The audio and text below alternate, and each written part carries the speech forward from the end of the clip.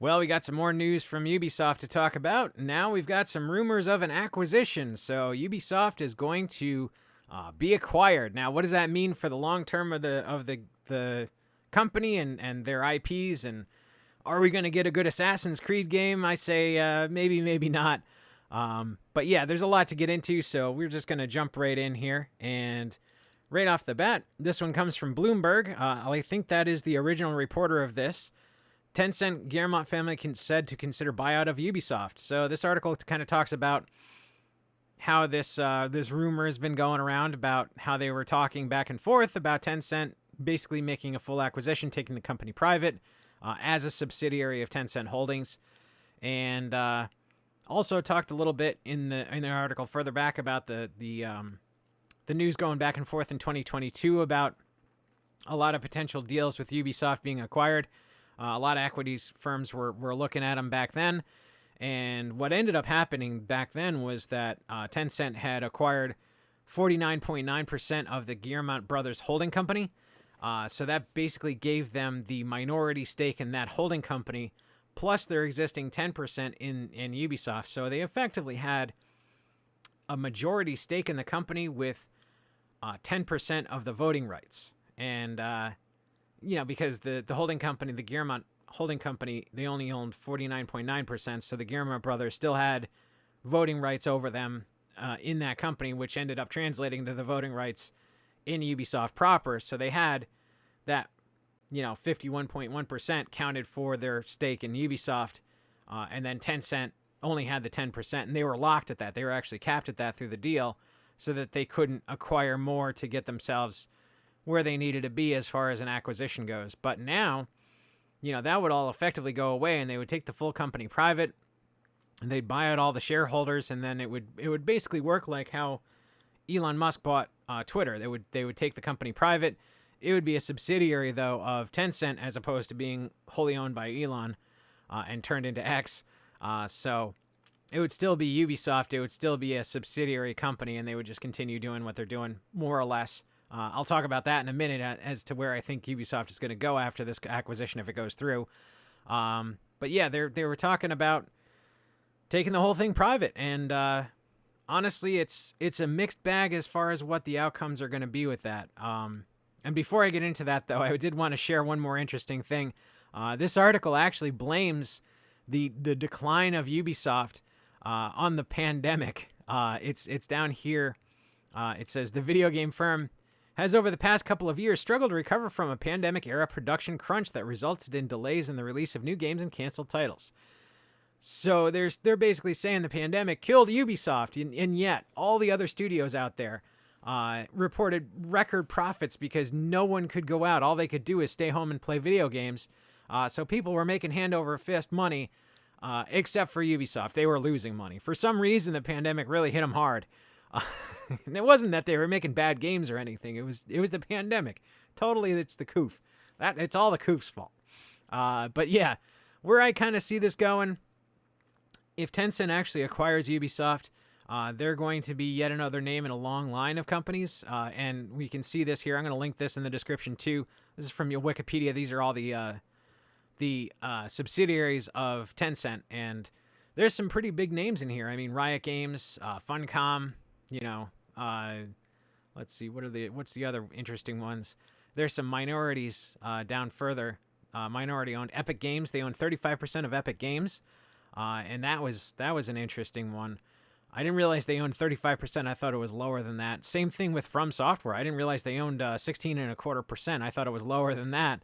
But yeah, so From Software. I mean, Elden Ring is 16% owned by the Chinese company, the Chinese video game company, Tencent, the monster, the 800-pound gorilla in the room. So, yeah, I mean, Paradox Interactive, Frontier Developments. So, there's a bunch of big names in here, and obviously Ubisoft with their 10% down at the bottom here. But I think if they become a wholly owned subsidiary, they're going to probably be making some changes. And the big thing that I think they're going to do is they're going to take the IP that Ubisoft owns, which Ubisoft owns a surprising amount of IP that's very marketable, that could be very money-making, and they're probably going to spread that around to all their other subsidiaries. Now, Do I really like the idea of a Rabbids bobblehead doll in my in my Elite Dangerous ship? No. But do I think it might happen? Yeah, it could.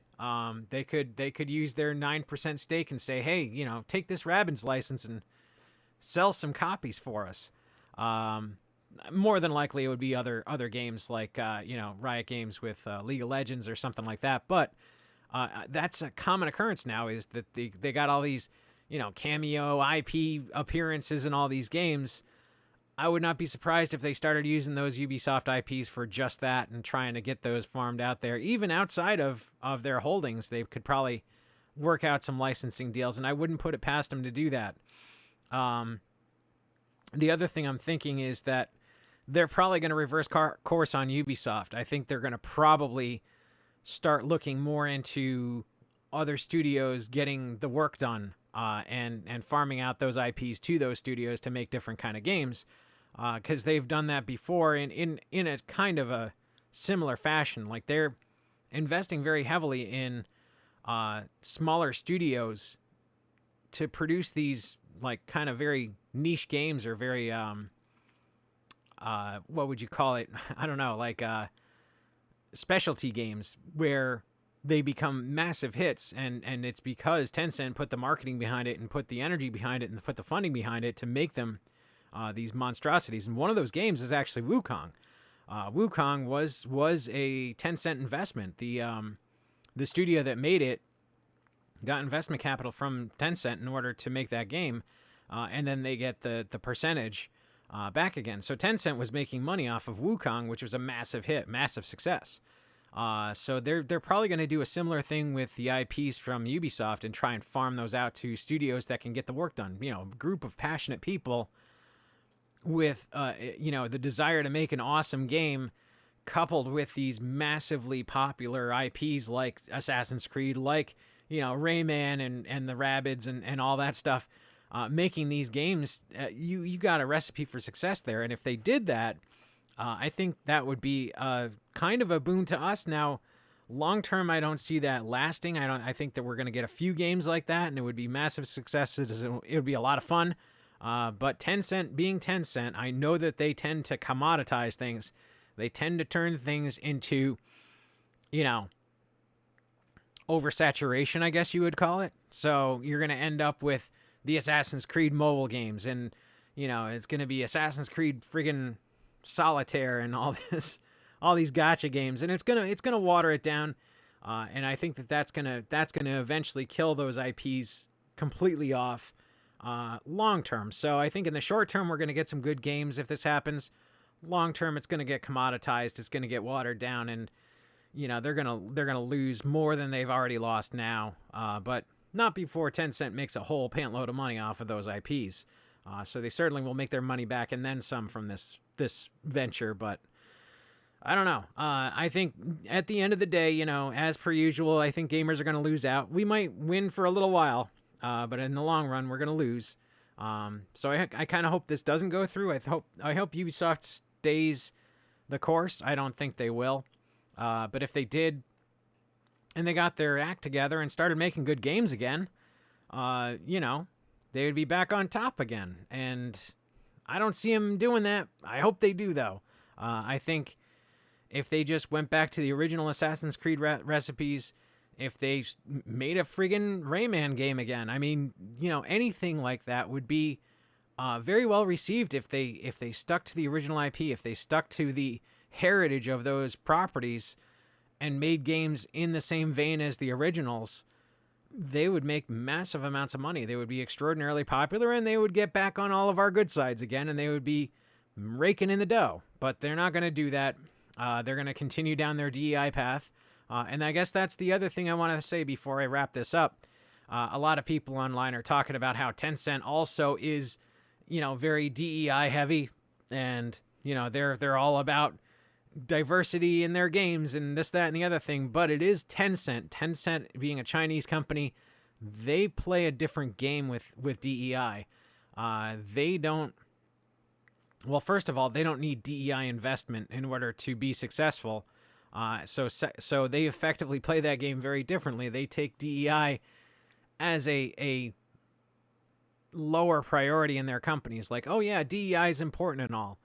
So they talk the talk, but they rarely walk the walk. Whereas Western companies, they walk the walk. They walk the walk at the expense of their own, their own bottom lines, and tend to cut off their noses despite their faces.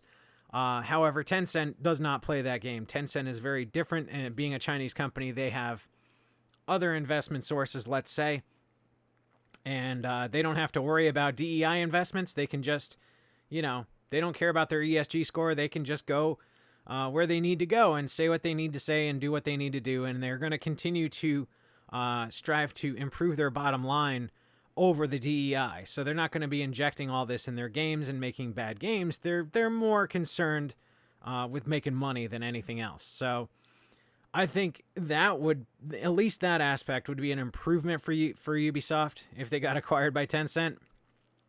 Maybe Tencent would impress upon them the Tencent strategy of DEI, and that might be an improvement. But that's only one aspect of this whole thing, and really the long term is it's going to be worse long term no matter what. I mean, think about Riot Games. Not many people are playing. Well, a lot of people play League of Legends, but it's not as pervasively popular as it once was. It's not like everybody's talking about it as they used to. It's less of a priority in the world than it was back then, and it is kind of petering out. So that was since the Tencent acquisition of 2015. It's kind of gone downhill. So you'd probably expect to see a similar thing with Ubisoft. Commoditize their IPs. They didn't have a lot of IP with League of Legends. It was a kind of a different animal because that was a one-shot pony, whereas Ubisoft has a ton of different properties. And they're more marketable. You can stick a rabbit in a video game in one way or another and license it out and make some money. Can't do that as easily with League of Legends. Those characters don't quite fit like that. They're not Mario-esque in their nature, I guess you could say. But yeah, I don't know. It's going to be interesting to see what happens. I personally hope that this doesn't go through. I hope that Ubisoft continues to feel a little pain and gets their act together eventually and gets back on the stick, and doesn't, duck out to Tencent, buying them out and turning them into, corporate subsidiary number 312. But who knows what's going to happen? We'll just have to wait and see. Hope you guys enjoyed this video. If you like these kind of things, give it a like, and I will talk to you guys later.